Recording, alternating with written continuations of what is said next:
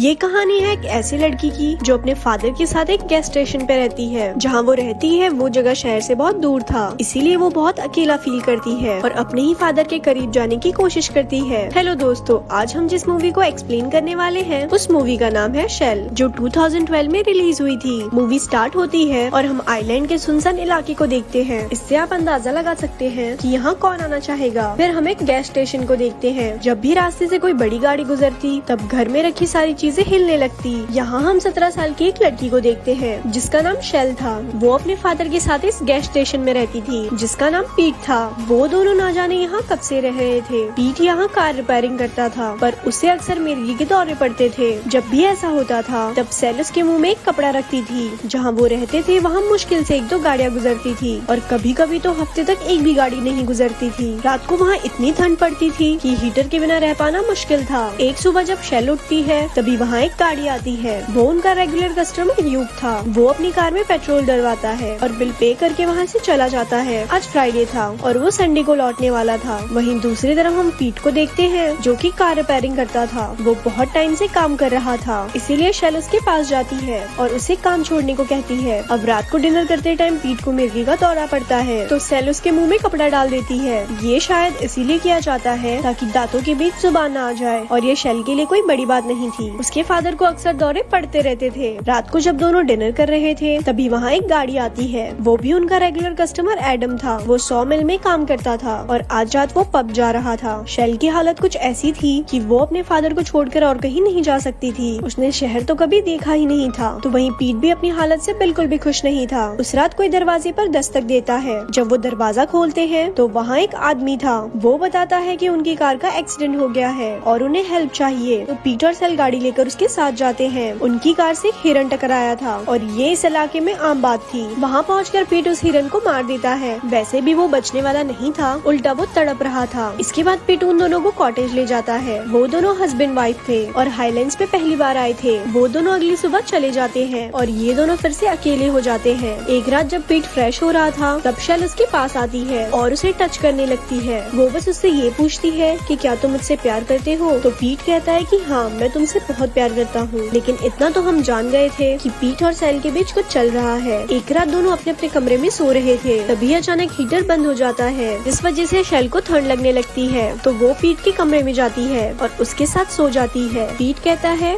कि क्या हुआ। तब शेल कहती है कि हीटर बंद हो गया है और मुझे बहुत ठंड लग रही थी। पीट कहता है कि तुम यहाँ नहीं सो सकती। तब शेल कहती है कि क्यों नहीं, मैं यहाँ सो सकती हूँ। फिर पीट हीटर ठीक करने जाता है। वो हीटर ठीक करने की बहुत ट्राई करता है पर रात को वो क्या ही कर लेगा। अब हीटर ठीक नहीं होता, इसीलिए वो शेल के साथ सो जाता है। जब सुबह होती है तब एक पल के लिए पीट अपना आपा खोने लगता है, लेकिन अगले ही पल वो शेल से दूर हो जाता है और हीटर को ठीक करने लगता है। तभी वहाँ युग आता है। वो शेल के लिए कुछ कपड़े लाया था जिससे खुश होकर शेल उसे हक करती है, लेकिन युग यहाँ खुद पर कंट्रोल नहीं कर पाता और शेल को पीछे से पकड़ लेता है। पर शेल को ये सब अच्छा नहीं लगता क्योंकि उसे युग में जरा भी इंटरेस्ट नहीं था, इसीलिए वो वहाँ से चला जाता है। पीट जब हीटर ठीक कर रहा था तब शेल उसके पास आती है और वो कहती है कि इतना हार्ड वर्क क्यों करते हो। इस पर पीट कहता है कि मैं हर रात तुम्हारे साथ सो नहीं सकता। एक दिन उनके पास एडम आता है। वो उससे कहता है कि उसकी जॉब चली गई है और उसे उनके गैस स्टेशन पर काम चाहिए। पर पीट उसे ये कहकर मना कर देता है कि उन्हें किसी की जरूरत नहीं है। हालांकि शेल चाहती थी कि एडम उनके साथ रहकर काम करे क्योंकि वो उसे पसंद करती थी। ज्यादा टाइम एडम शेल को अपने साथ ड्राइव पे चलने को कहता है पर शेल कहती है कि वो बिजी है, इसीलिए वो नहीं चल सकती।